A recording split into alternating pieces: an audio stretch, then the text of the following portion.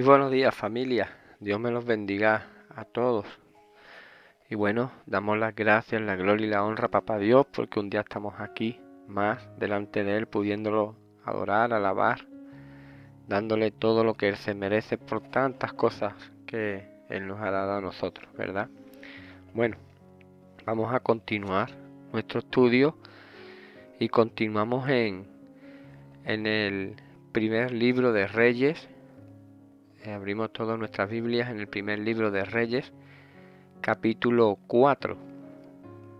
Dice así, Primera de Reyes, capítulo 4. Aquí en este capítulo nos encontramos, ¿no? Vemos cómo Salomón, ¿no? Organiza todo el reino, todo este país, ¿verdad? Vemos cómo gobierna, ¿no? Cómo es ese líder, ¿no?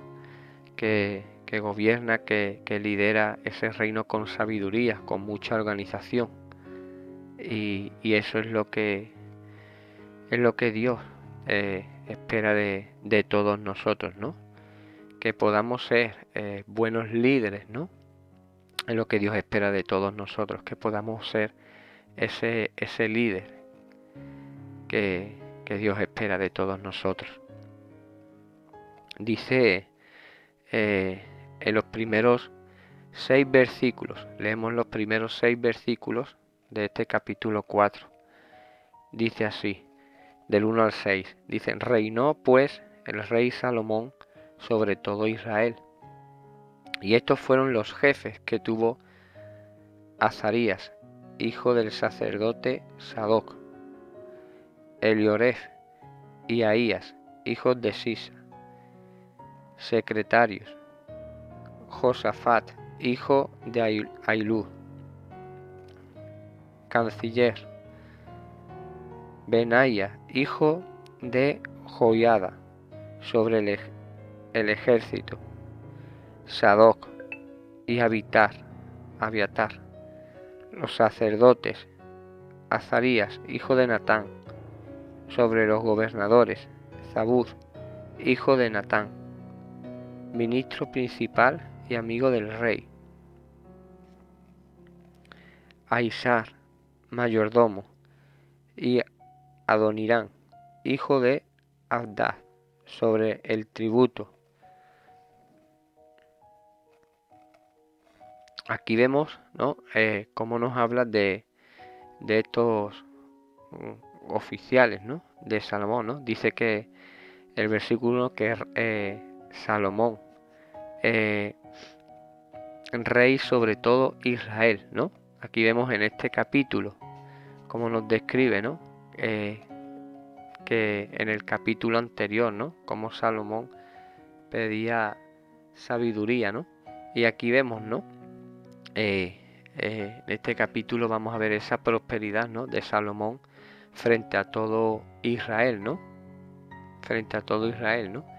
Y tenemos que entender, ¿no? Que la unidad es importante, la unidad es un factor determinante para la prosperidad, ¿no? Para es importante la unidad, ¿no? La división, vemos porque cuando hay división, la división solamente fomenta la destrucción.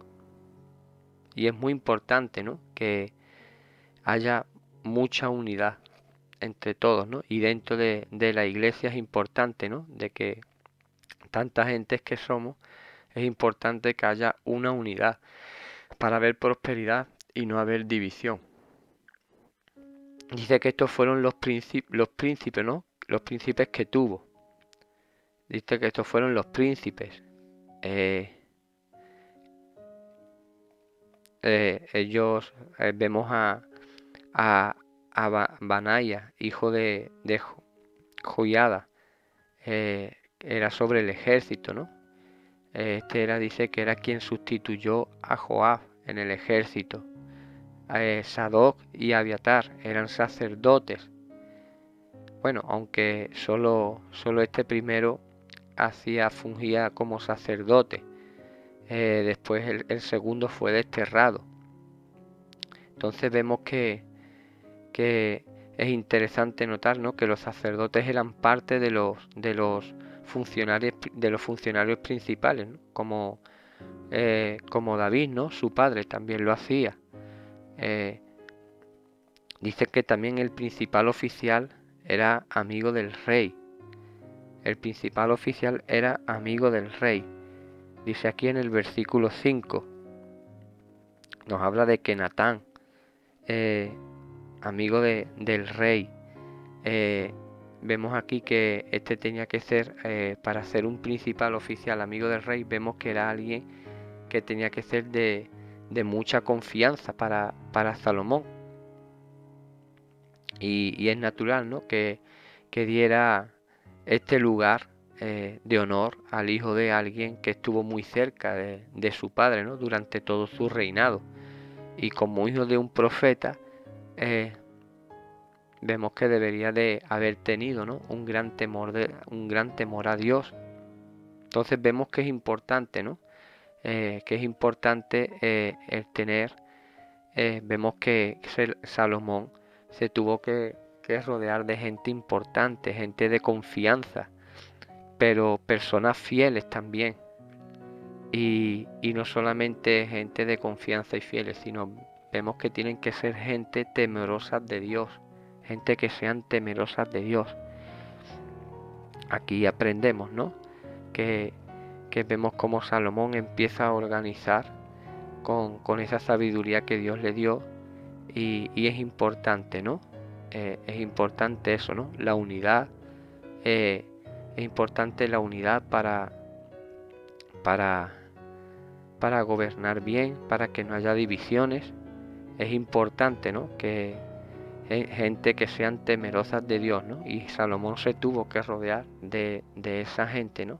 Pues porque Israel, sabemos que era un país muy grande, ¿no? Y él solo no, gobernar un país, una persona sola, pues iba a ser difícil, ¿no?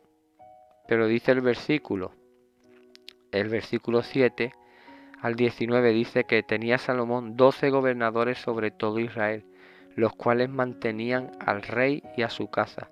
Cada uno de ellos estaba obligado a abastecerlo por un mes en el año. Y estos son los nombres de ellos: el hijo de Ur en el monte de Efraín, el hijo de Decar en Macaz, en Saalabín, en Bet-Semes, en Elón y en Bet-Anán, el hijo de Esed en Arubot. Este tenía también a Soco y toda la tierra de Efer, el hijo de Abinadab, en todos los territorios de Dor. Este tenía por mujer a Tafat, hija de Salomón, Baana, hijo de Ailud, en Taanac, y Megiddo, en toda Bet-Seán, que está cerca de Saretán, más abajo de Jezreel, desde Bet-Seán hasta Abel Meolá y hasta el otro lado de Jobmeán, el hijo de Geber en Ramot de Galaad. Este tenía también las ciudades de Jair, hijo de Manasés, las cuales estaban en Galaad. Tenía también la provincia de Argob, que estaba en Basán, 60 grandes ciudades con muros y cerraduras de bronce. Ainadab, hijo de Iddo, en Maanaín. Aimás, en Neftalí. Este tomó también por mujer a Besamat, hija de Salomón, Baana, hijo de Usai, en Aser y en Alot. Josafat, hijo de Parúa, en Isaacar. Simei, hijo de Elá, en Benjamín. Geber, hijo de Uri, en la tierra de Galaad, la tierra de Seón, rey de los amorreos, y de Og, rey de Basán. Este era el único gobernador en aquella tierra.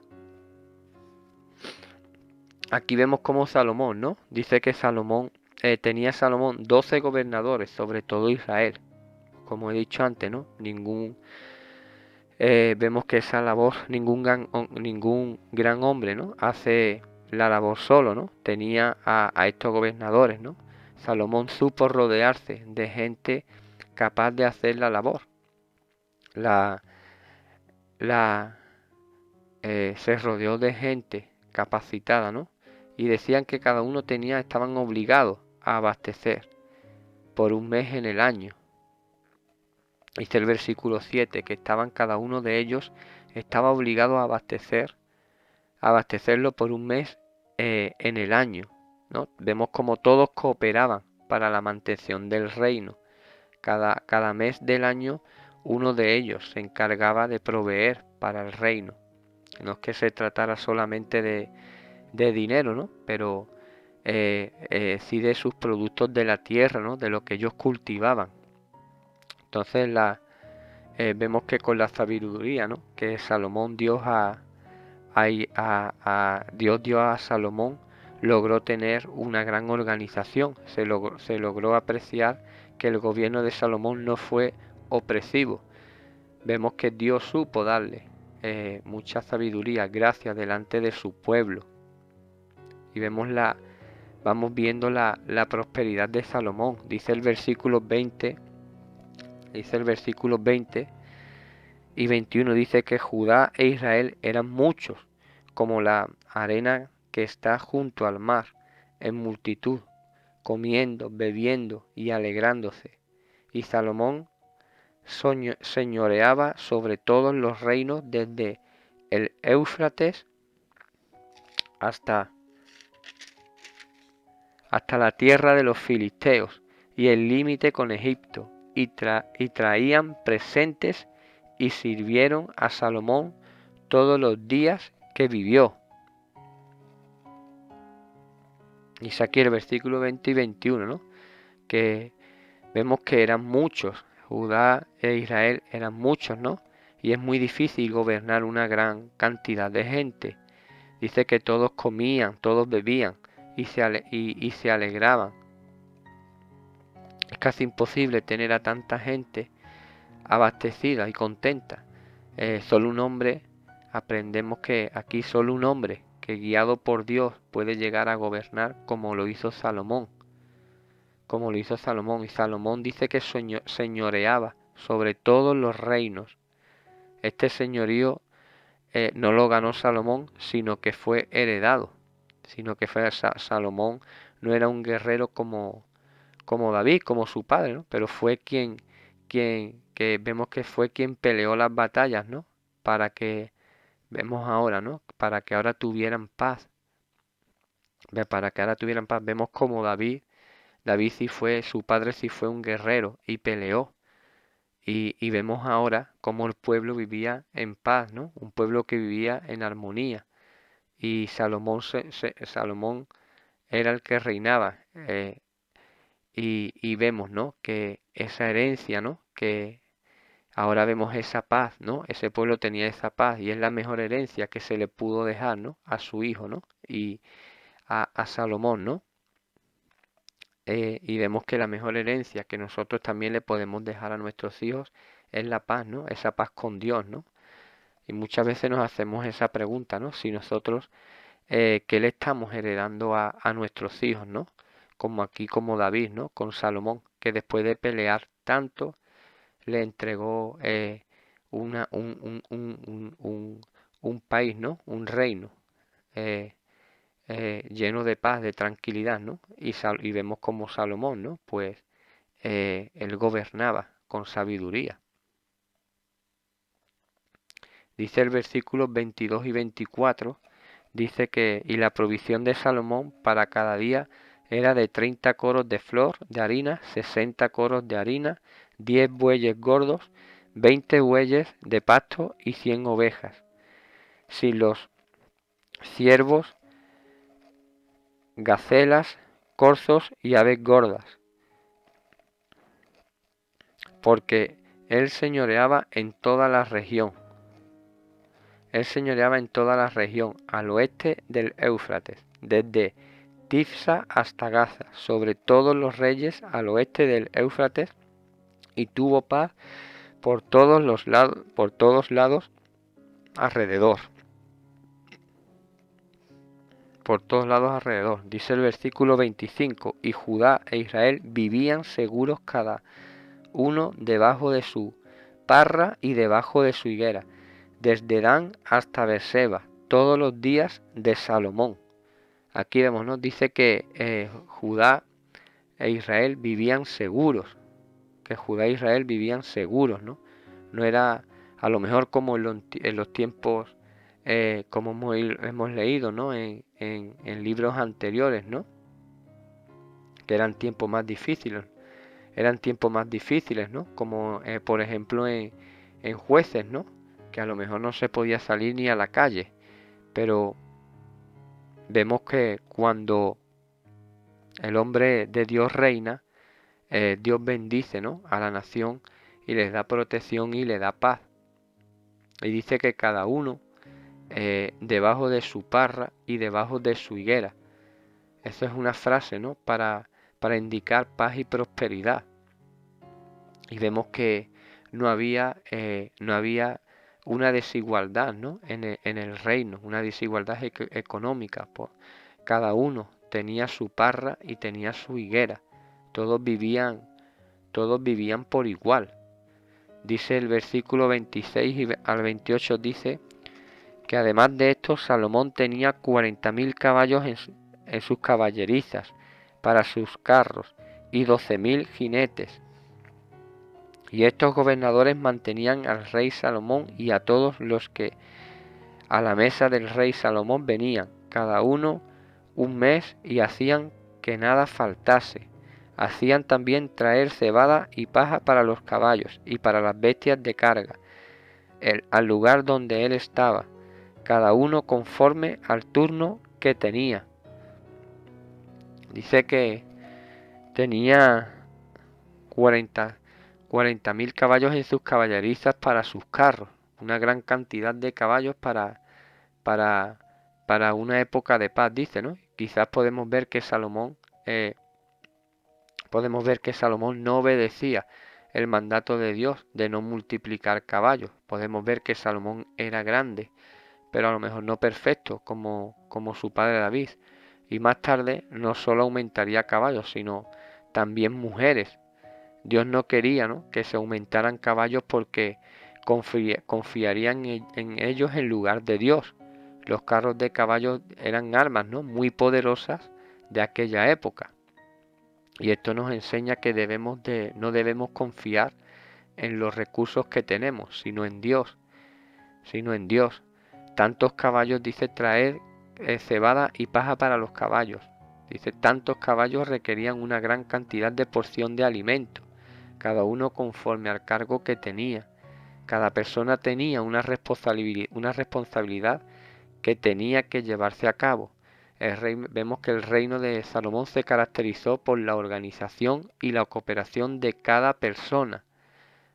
Y aquí aprendemos, ¿no?, que cada uno de nosotros debemos de cumplir el cargo que se nos ha dado en el cuerpo de Cristo para que funcione bien.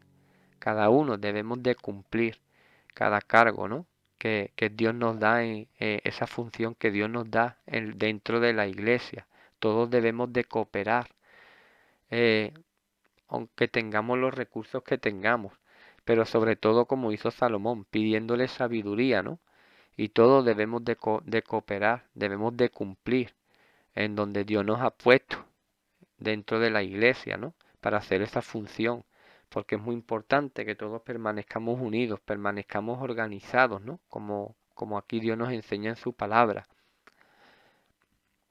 Dice el versículo del 29 al 31, dice, y Dios dio a Salomón sabiduría y prudencia muy grandes, y anchura de corazón como la arena que está en la orilla del mar.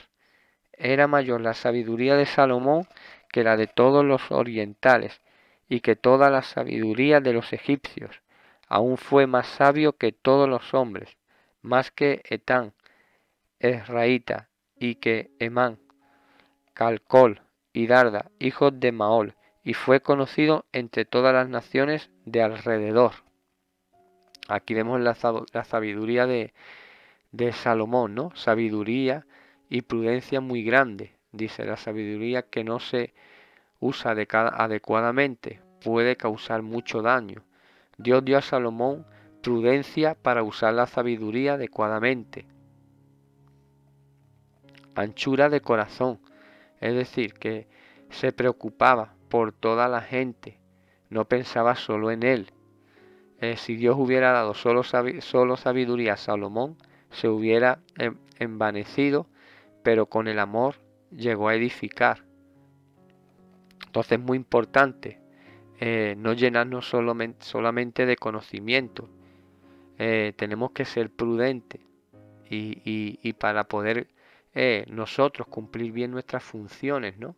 Cuando Dios nos pone dentro de ese cuerpo de Cristo a hacer funciones, a cumplir dentro de la iglesia con lo que Dios nos ha mandado, pidámosle sabiduría, ¿no? Pero sobre todo que nos dé ese amor de Él, ¿no? Mucho amor para poder seguir edificando. Dice que fue mayor la sabiduría de Salomón. Nadie igualó mucho menos superó la sabiduría de Salomón dada por Dios. Dice más que todas que la de todos los orientales. Eran los árabes, caldeos y persas, y que toda la sabiduría de los egipcios eran los más importantes en ciencia y en construcción. Y aún en la actualidad dice que no se puede explicar cómo realizaron, ¿no? Construcciones como la Esfinge. Existen evidencias, ¿no? De que los egipcios pudieron contar con electricidad y aún con viajes aéreos, pero la sabiduría de Salomón dice que fue mayor aún que a la de ellos. Fue más sabio que sus contemporáneos. Dice que tan también conocido como Jedutún de la familia de Merari. Emán, ¿no? Jefe de los músicos del templo y vidente del rey. Aquí vemos, ¿no? También a Calco y Darda son solo mencionados en este pasaje de la Biblia, ¿no? Hombres que quizás desconocidos en nuestra época, pero muy renombrados en los tiempos de Salomón. Dice el versículo del 32 al 34 para terminar. Dice que y compuso 3000 proverbios y sus cantares fueron 1005. También disertó sobre los árboles desde el cedro del Líbano hasta el hisopo que nace en la pared. Asimismo disertó sobre los animales, sobre las aves, sobre los reptiles y sobre los peces. Y para oír la sabiduría de Salomón venían de todos los pueblos y de todos los reyes de la tierra, a donde había llegado la fama de su sabiduría. Aquí vamos, ¿no? Dice que propuso 3000 parábolas.